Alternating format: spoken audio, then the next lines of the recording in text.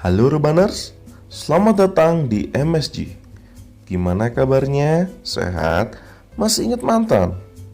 Udah, lupain aja. Kita akan menceritakan sebuah film yang dirilis pada tahun 2020 berjudul Romance Doll atau Boneka Cinta, yang diproduksi oleh Kadokawa Studio yang biasa membuat anime dan live action. Film ini bergenre drama romantik. Oke, langsung saja tanpa lama-lama kita mulai saja jalan ceritanya. Cerita dibuka dengan diperkenalkan seorang pria bernama Kitamura Tetsuo. Kita panggil saja dia Tetsuo. Tetsuo merupakan seorang pekerja lepas yang sedang mencari pekerjaan karena dia membutuhkan uang untuk biaya hidup sehari-hari. Kemudian Tetsuo direkomendasikan oleh seniornya untuk bekerja di sebuah pabrik. Namun dia tidak diberitahu pabrik apa itu.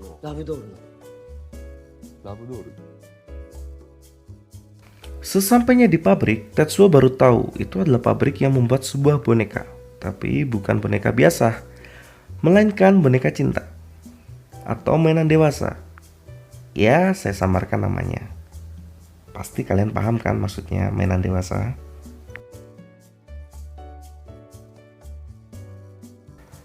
Oke, selanjutnya Tetsuo dipertemukan dengan pria parubaya bernama Aikawa Kinji.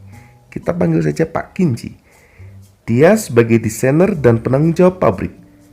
Tetsuo ragu dengan pekerjaan ini karena tidak ada pilihan lain dan dia membutuhkan uang. Tetsuo akhirnya menerima pekerjaan ini.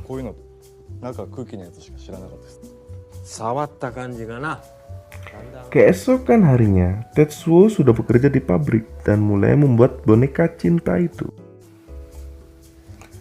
Setelah jadi, boneka buatan Tetsuo dipresentasikan kepada bos pemilik pabrik.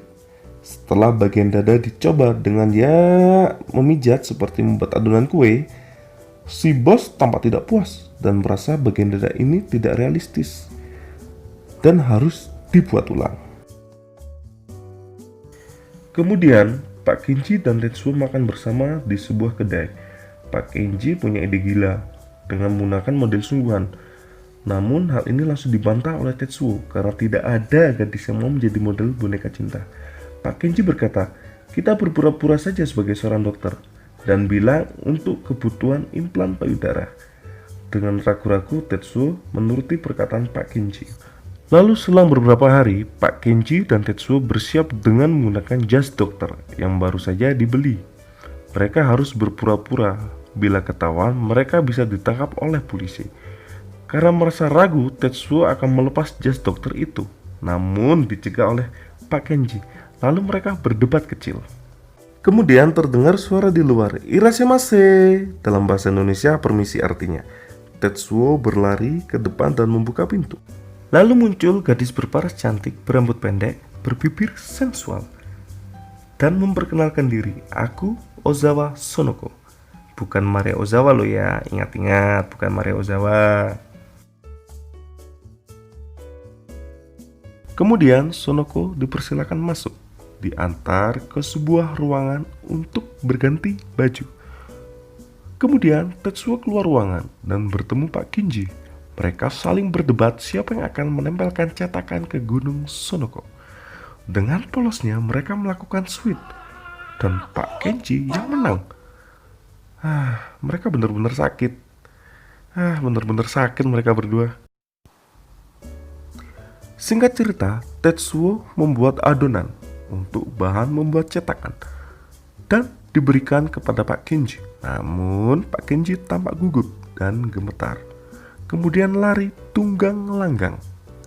Karena itu Tetsuo terpaksa mengoleskan sendiri. Waduh, fantasi liarku berkecambuk.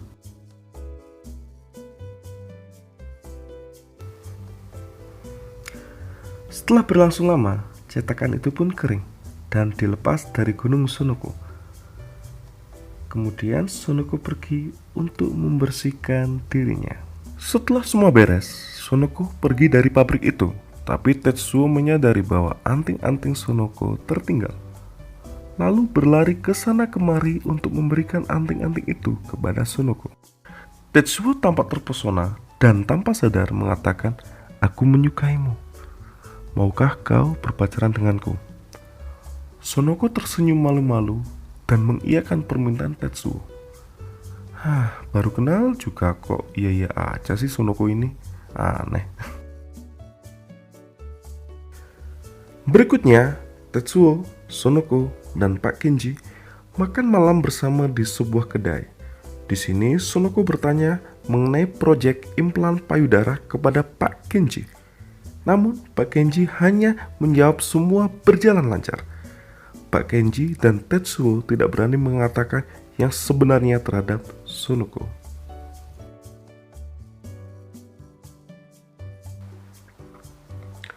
Sonoko bercerita kalau dia sangat bangga tentang apa yang dia lakukan bisa berguna untuk kehidupan orang lain. Di sini Pak Kenji semakin merasa bersalah dan tidak tega mengatakannya sebenarnya terhadap Sonoko. Untuk mengalihkan pembicaraan, Pak Kenji bertanya apa yang membuatmu mau berpacaran dengan Tetsuo. Sonoko menjawab dengan malu kalau dia suka Tetsuo di saat dia menyentuh gunungku. Pak Kenji terkejut dan Sonoko menjadi malu karena menganggap dirinya sendiri aneh. Paginya, boneka pertama dengan cetakan gunung Sonoko sudah jadi dan kemudian dicoba oleh Pak Bos pemilik pabrik. Setelah jemari-jemarinya menari di atas gunung boneka itu, Pak Bos merasa puas dengan hasil kerja Tetsuo. Lalu boneka cinta itu pun mulai dipasarkan dan mendapatkan respon yang sangat positif dari pasar. Namun hal ini membuat Tetsuo bimbang dan semakin tidak berani berterus terang kepada Sonoko.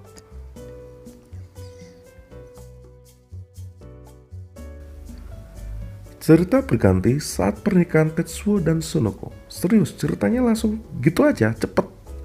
Oke, lanjut ya. Karena gugup, Tetsuo salah memasukkan cincin ke tangannya sendiri. Hal ini membuat para staf dan tamu undangan tertawa terpingkal-pingkal. Lalu setelah selesai melakukan resepsi pernikahan, mereka tampak malu-malu selayaknya pasangan pengantin baru pada umumnya. Tapi pada akhirnya mereka melakukan bercocok tanam bersama. Selanjutnya, karena banyak pesanan, Tetsuo mulai sering pulang telat. Hal ini yang membuat hubungan mereka semakin merenggang dan jarang berkomunikasi.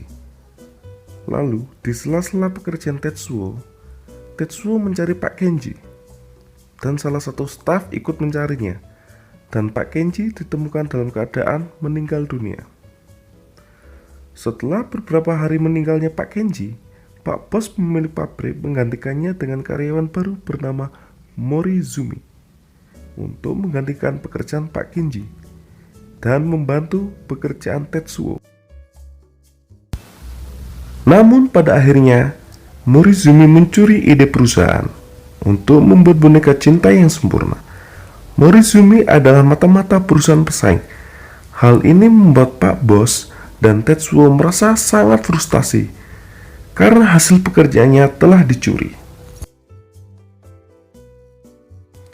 Karena hal itu membuat Tetsuo menjadi sedikit temperamen dan memarahi Sonoko yang menunggunya pulang larut malam agar tidak menunggunya lagi.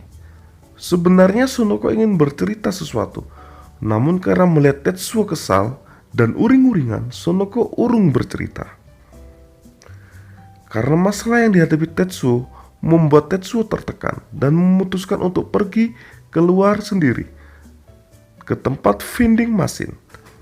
Di sana dia bertemu dengan seorang gadis yang sedang tampak kesal dan memukul-mukul mesin vending machine. Gadis ini bernama Hiroko.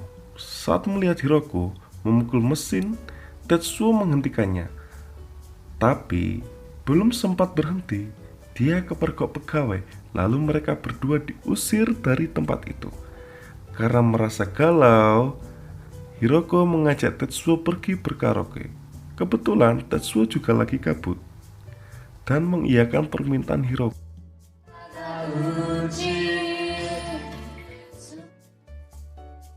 Setelah pulang berkaraoke, Tetsuo menemukan secari kertas yang berisi kalau Sonoko pulang ke kampung halamannya untuk menjenguk ayahnya yang sedang sakit. Selang beberapa waktu, ibu Sonoko menelpon, menanyakan kabar Sonoko.